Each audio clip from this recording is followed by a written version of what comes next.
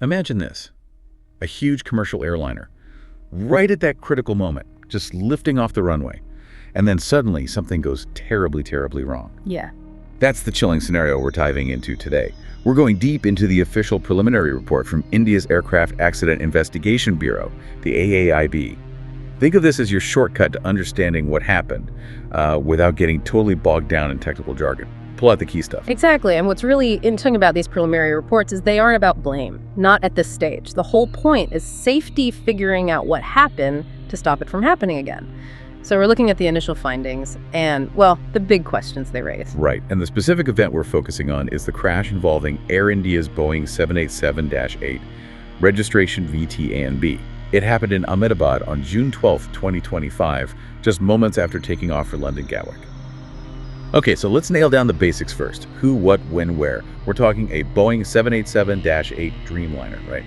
Modern wide-body jet, Air India. That's correct. Flight AI171, Ahmedabad to London Gatwick, happened June 12, 2025 at 08:09 UTC, which was 1:39 p.m. local time in India. And the phase of flight, that's critical. It was during the initial climb, literally right after takeoff. The most vulnerable phase, really, and the impact site wasn't far from the airport. It hit the BJ Medical College hostel just under a nautical mile, about 0.9 nm from the end of runway 23. And the human cost. Yeah. The report lays that out pretty starkly. It really does. It underscores the sheer scale of the tragedy. He had 230 passengers on board, 10 cabin crew, 2 flight crew.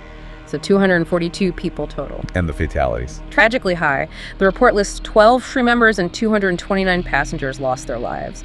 Plus 19 fatalities classified as others, presumably people on the ground at the impact site. That's devastating. And injuries too. Yes, 1 passenger listed with serious injuries and 67 others also seriously injured. What bad. Yeah, a massive loss. And you immediately see the international dimension, right?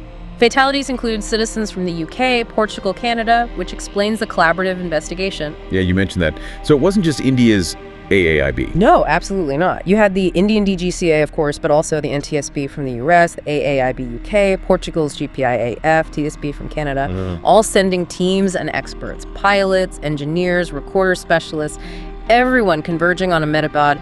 It was a major international effort right from the start. Okay, let's turn to the air crash itself then, VT-ANB. What did the preliminary report tell us about its history? Was it, an older plane? Any red flags in its maintenance logs? Well, it wasn't brand new, but certainly modern. Manufactured in 2013, it had racked up over 41,000 flight hours. Importantly, its certificate of airworthiness was valid. Any recent major work done? Yes, the engines were actually relatively recent installations. The left engine went in May 2025, just the month before, and the right one in March 2025. And maintenance checks, all up to date? Seems so.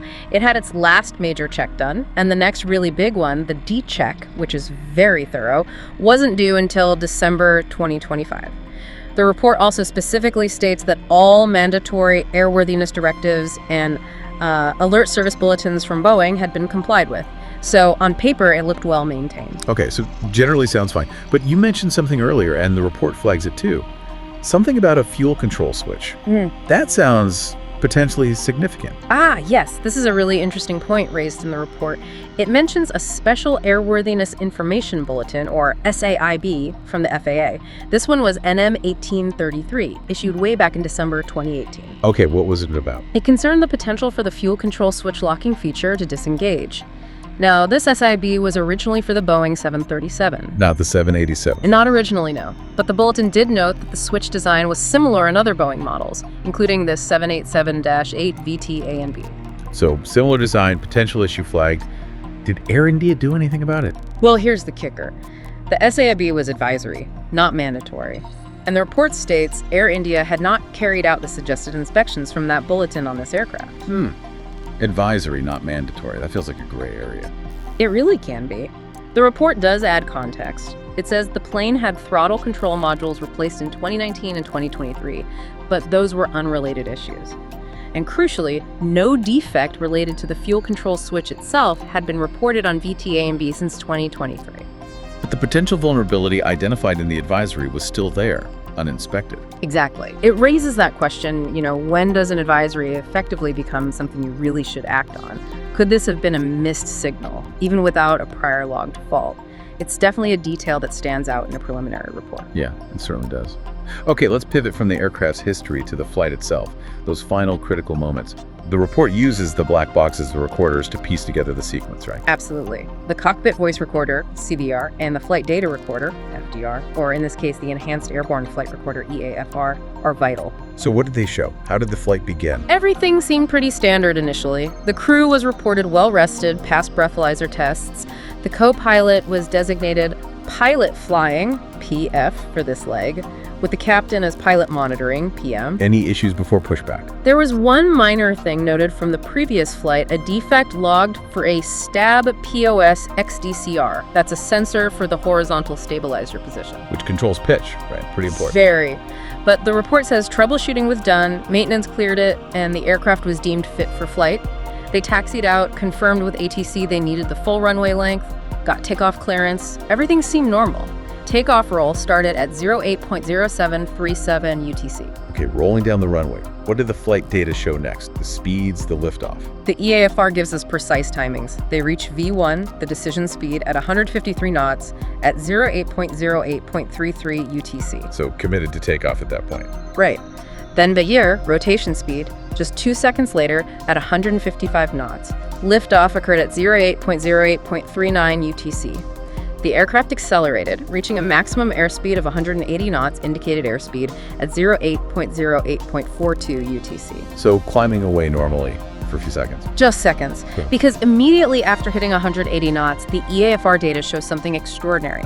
Both Engine 1 and Engine 2 fuel cutoff switches moved from the RUN position to the CDOF position. Both engines cut off. Yes. Sequentially, Engine 1 first, then Engine 2 about a second later, just like that. RN to CDOF. Wow, okay. And the CVR, what were the pilots saying? This is probably one of the most chilling parts of the report. The CVR captured one pilot asking the other something like, why did he cut off? Implying someone did it. Exactly. But the other pilot's response was immediate. He did not do so. A flat denial. So confusion and denial in the cockpit as both engines lose fuel flow. Precisely. And the consequences were instant. Engine N1 and N2 speeds, the core rotation speeds just plummeted, you lose thrust completely. The Ram Air Turbine, the RAT, deployed automatically to provide emergency power. Which you mentioned was even seen on CCTV from the ground. Yeah, apparently so. A clear sign of total engine power loss. The aircraft obviously started losing altitude rapidly. It was just seconds after liftoff. A nightmare scenario. Did they try anything? Attempt to relight? They did. The EAFR shows the crew reacting quickly. At 08.08.52 UTC, Engine 1's fuel cutoff switch was moved back to RN. Okay, trying to restart Engine 1. Then Engine 2's switch followed back to RN at 08.08.56 UTC. The APU, the auxiliary power unit, also initiated an auto start sequence. Did the engines respond? Any sign of relight? There were signs, yes. The exhaust gas temperatures, EGTs, started rising, which indicates fuel was igniting. Engine 1 actually showed some recovery. Its core speed stopped decelerating. Engine 2 also relit, but the data suggests it was struggling. It couldn't arrest its deceleration as effectively and kept trying to reintroduce fuel to accelerate. So a desperate fight for power, but maybe too late, too low. It seems so. The Mayday call went out at 08.09.05 UTC.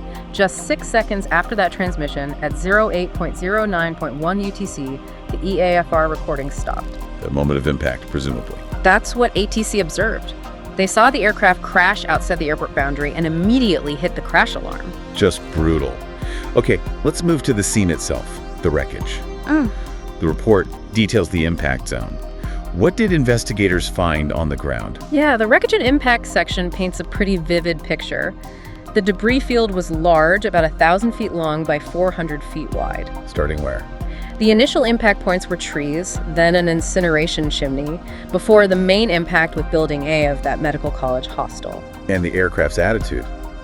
Did they determine how it hit? Based on the marks, yes. It seems it hit in a slightly nose-up attitude, about 8 degrees, with the wings roughly level. And the disintegration must have been extensive. Completely. The tail section and the right main landing gear were actually embedded in Building A.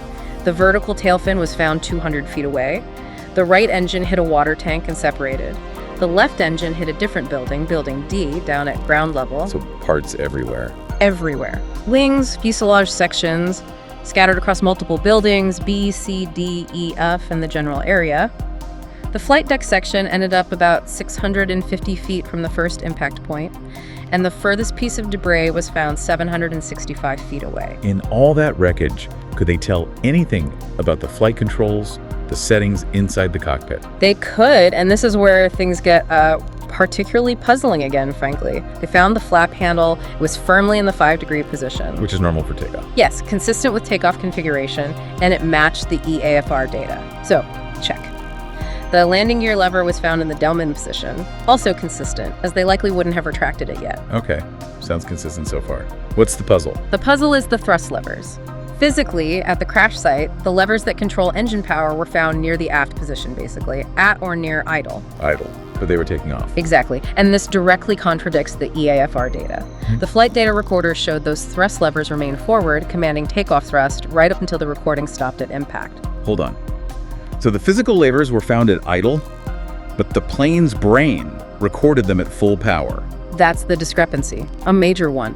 How can the physical position in the wreckage be near idle when the data stream feeding the recorder showed them commanding high thrust just moments before? It's bizarre. What about the fuel cutoff switches? You said they were recorded going to set off, then back to Ryan. Where are they found? Intriguingly, both fuel control switches were found in the R-run-in position in the wreckage. Which matches the crew's final action of trying to relight them. It does match the last recorded input to those switches, yes. But it adds another layer to the mystery of why they went to cut off in the first place, and the conflict with the thrust lever position versus data. So you have this data saying one thing, physical evidence potentially saying another. How do investigators even tackle that? Where did the EAFR data come from? That's the core challenge, isn't it? The EAFR gets its data from sensors all over the aircraft, including sensors monitoring the position of levers like the thrust levers. Investigators have to figure out if there was a failure in the sensing, the recording, the wiring, or if the physical position somehow changed dramatically during the impact sequence in a way that doesn't reflect the final command, or something else entirely. It's incredibly complex. And getting that data must have been paramount. You mentioned the EAFRs. Absolutely critical. The aircraft had two, one aft, one forward. The forward one had this recorder-independent power supply, RIPS. Which keeps it recording even if main power is lost. For a short time, yes, and that proved crucial. The aft recorder, located in the tail, which took a heavy hit, was severely damaged. But the forward one, although burnt, was retrieved. And they could read it. Not easily. They needed specialized help. The NTSB provided what's often called a golden chassis, basically, specific hardware needed to interface with and download the memory module safely. But they got the data. They did, a huge amount. 49 hours of flight data and 2 hours of cockpit audio, critically including the entire accident flight. Without that forward EAFR and the RIPS, the picture would be far less clear. Okay, so they have this mountain of data, wreckage analysis, witness statements. Where does the investigation stand now, according to this preliminary report? Any immediate safety recommendations? Well, the wreckage is secured, the engines are quarantined for detailed teardown, and other key components have been identified for closer looks. Fuel samples from the main airport tanks checked out okay. But some pending tests. Yeah, very limited samples recovered from the APU filter, and a wing valve needed more specialized testing, which was still pending when the report was written.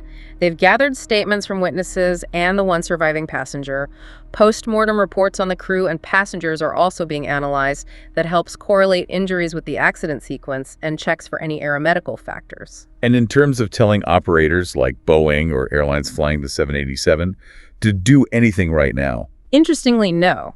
The report explicitly states that at this preliminary stage, there are no recommended actions being issued for Boeing 787-8 operators or manufacturers, or for the GE engine operators. So, still gathering evidence, essentially. Exactly. The investigation is ongoing, reviewing everything they have, and likely seeking more information before drawing conclusions or making recommendations. So we've unpacked a lot from this preliminary report.